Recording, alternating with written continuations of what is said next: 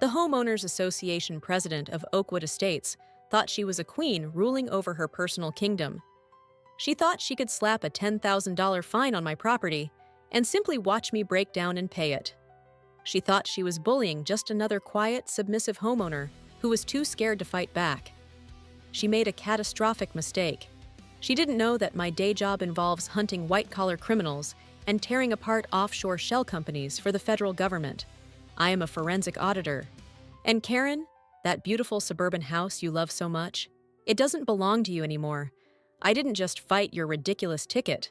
I audited your entire life. Checkmate. Oakwood Estates was supposed to be the perfect suburban dream. It was a gated community just outside the city, filled with manicured lawns and identical mailboxes. I bought my house there 6 months ago, looking for a quiet place to retreat after spending 80 hours a week analyzing financial fraud in the city. I just wanted peace. But peace does not exist when your neighborhood is run by a woman named Karen. Karen was the president of the HOA. She was 50-something, drove a pristine white Mercedes SUV, and walked around the neighborhood every single morning with a silver clipboard. She didn't walk for exercise, she walked to hunt. She measured grass height with a ruler. She inspected the exact shade of white on your window trim. She thrived on power. For people like Karen, the HOA wasn't a community board. It was a dictatorship, and she was the absolute ruler. For the first 5 months, I stayed off her radar. I kept my head down. Juan paid my $500 monthly dues on time and ignored her passive-aggressive emails. But then, spring arrived. I planted a single, beautiful white rose bush near my front porch. It was small, it was elegant, and according to Karen, it was an act of treason. I came home on a Friday evening after a grueling week of corporate audits, only to find a bright orange sticker plastered to my front door. It was a formal citation, violation of landscaping bylaws, unauthorized flora. The fine was $500. I was annoyed, but I decided to be the bigger person. I removed the rosebush that same night, sent an email confirming the removal, and assumed the issue was closed. I was wrong. 3 days later, I received a certified letter in the mail. It wasn't just another warning. It was a formal notice of a property lien, and Karen had escalated the fine. She claimed the soil damage from the unauthorized rosebush had compromised the aesthetic integrity of the entire street. She had unilaterally approved a special assessment against my property for $10,000. If I didn't pay it within 30 days, the HOA would initiate foreclosure proceedings on my house. I stared at the letter. $10,000. For a flower. I looked out my window and saw Karen standing across the street. She was holding her clipboard, looking directly at my house with a smug, victorious smile. She wanted me to run out there, crying and begging for mercy. She wanted to feel powerful. Instead, I closed the blinds. I walked into my home office. I sat down at my desk and booted up my encrypted workstation. The quiet homeowner was gone. The forensic auditor took over. If Karen wanted to play a game of numbers, she picked a fight with the wrong woman. We had 200 homes in the community.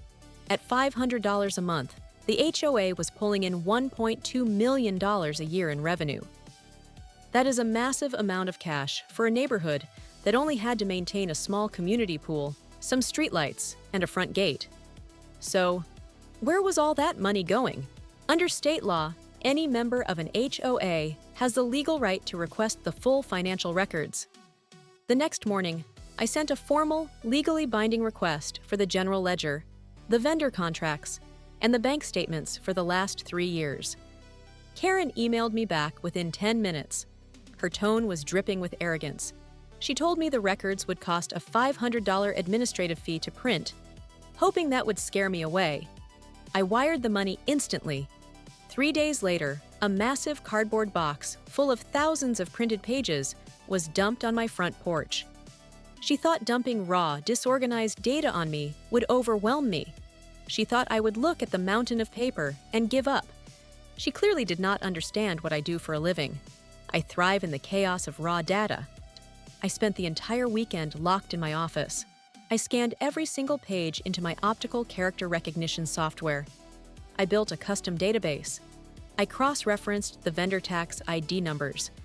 I mapped out the financial arteries of Karen's little empire. And what I found was not just mismanagement. It was a beautifully structured, multi-year felony. The landscaping budget was the first massive red flag. The HOA was paying $300,000 a year to a company called Greenleaf Property Solutions. I pulled the corporate registry files. It was a shell company registered to a post office box 2 towns over. But when I dug into the foundational documents, I found the registered agent. The company was created by a man named Richard Vance. Richard Vance was Karen's brother-in-law, but it got so much worse. I bypassed the standard records and looked at the digital footprint of the checking account. Karen wasn't just overpaying her family for cutting the grass. She was using the neighborhood fund as her personal piggy bank. I found phantom invoices for pool maintenance in the middle of December, when the pool was drained and closed. The checks for those invoices were deposited directly into an account under Karen's maiden name. I found $50,000 coded as legal consultation fees. I traced the routing numbers. The money didn't go to a law firm. It went to a luxury car dealership, that pristine white Mercedes SUV she drove around the neighborhood to hand out fines. We bought it. The neighborhood paid for it. I found flights to Aspen. I found charges at high-end designer boutiques in Paris, cleverly disguised in the ledger as holiday community decorations. Karen was stealing hundreds of thousands of dollars from the families of Oakwood Estates. I didn't call the police, not yet. I wanted immediate, total destruction, and the perfect opportunity was only 4 days away. The annual Oakwood Estates HOA Gala. The gala was held in the ballroom of the local country club, funded by our HOA dues, of course. It was Karen's favorite night of the year. She loved to stand in front of the neighborhood, drinking expensive champagne, and pretend she was royalty. The room was packed with over 300 residents. Karen stood on the stage, wearing a stunning designer gown that I knew for a fact was paid for by a phantom invoice for gate repairs. She tapped the microphone. The room quieted down. "Welcome, neighbors," Karen said, beaming at the crowd. Due to rising costs of maintenance, the board has decided to increase the monthly dues by 20%, effective next month. It is a necessary sacrifice to keep our property values high and keep the rule breakers in check. That was my cue. I had already paid the audiovisual technician $200 to ignore whatever happened next. I plugged my secure tablet directly into the main projector system. "Excuse me, Karen," I said. My voice boomed through the ballroom speakers. I stepped out of the shadows and walked down the center aisle. I wasn't wearing a ball gown. I was wearing my dark gray forensic auditing suit, the suit I wear to federal court. "I think before we agree to give you more money, we should look at where the last $1 million went." I pressed a button on my tablet. The giant screen behind Karen suddenly changed. It displayed a massive, high-resolution graphic of a money trail. "What is this?" Karen snapped, her face flushing red. "Tori, you are out of line. Security, remove her." Nobody moved. The entire room was staring at the screen. "This," I announced to the room, "is a forensic audit. Karen told us our landscaping costs increased. What she didn't tell you is that the landscaping company is a ghost company owned by her brother-in-law." I clicked the remote. The screen flashed to the corporate registry documents. A collective gasp echoed through the ballroom.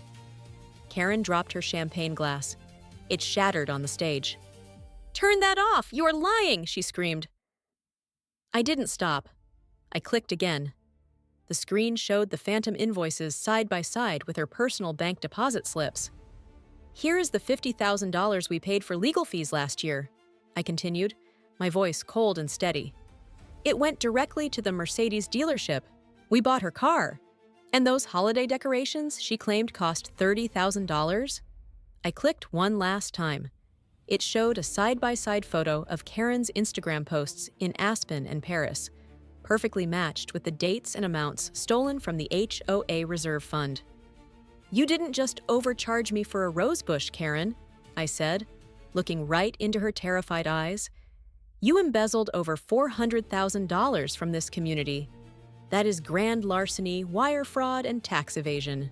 The ballroom exploded. Neighbors were shouting. A man in the front row threw his napkin at the stage. Karen was hyperventilating, looking frantically for an exit, but there was nowhere to go. I pulled out my phone. I didn't need to call the police. I had already visited the local precinct that morning with a perfectly organized, color-coded binder. I told them exactly what time to arrive. The heavy oak doors at the back of the ballroom swung open. 3 uniformed police officers and 1 plainclothes detective walked in. They marched straight up the steps of the stage. "Karen Vance," the detective said, pulling out a pair of handcuffs. "You are under arrest for multiple counts of felony embezzlement and fraud." The arrogant dictator completely broke down. She was crying uncontrollably, begging her neighbors for help. Not a single person stepped forward. We all watched in absolute silence as the cold steel cuffs locked around her wrists. As they marched her out in her stolen designer gown, the entire room erupted in applause. It has been 4 months since the gala. Karen is currently sitting in a state penitentiary, facing up to 15 years in prison. But the financial justice was the sweetest part. Because she had stolen so much, the court ordered full restitution. Her assets were frozen. She couldn't pay it back. So, the HOA did exactly what she loved to do to other people. We put a lien on her property, and we foreclosed on her house. The neighborhood is under new management now. We abolished the ridiculous rules about rose bushes. The HOA dues were cut in half. And Karen's house? It was sold at auction to a lovely young couple with 2 golden retrievers who love to dig in the front yard. When someone tries to use a tiny bit of power to destroy your life, you do not bow down. You do not pay the fine. You look at the numbers. Because people will lie to your face, but a bank ledger will always tell the truth. My name is Tori. I'm a forensic auditor, and my neighborhood is finally peaceful.